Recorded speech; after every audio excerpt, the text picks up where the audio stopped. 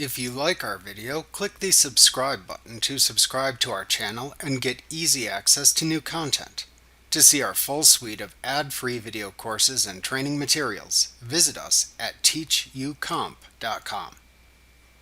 You can use the between and condition in Access to look for values in a date-time field that are between and inclusive of value x and value y as specified.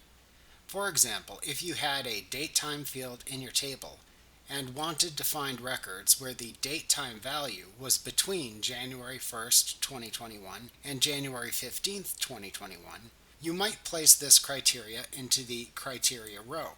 Between space # /01/01/2021 # space and space #1/15/2021 #.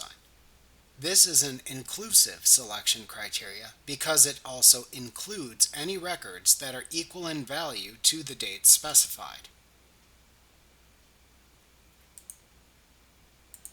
Essentially, it is equivalent to writing the criteria as greater than equals space #01/01/2021 # space and space less than equals space #1/15/2021 #. It's just a more intuitive way of expressing the same thing. This is handy for finding records when searching for a range of records that fall between or on two specified dates.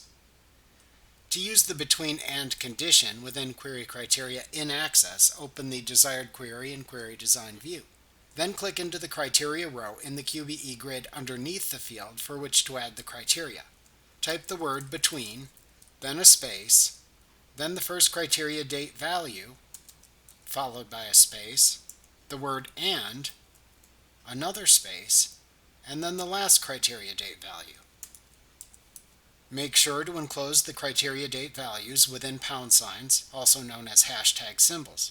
Finally, click the Save button in the Quick Access toolbar to save your changes. Remember to click the subscribe button to see more of our videos. Get ad-free courses at teachucomp.com.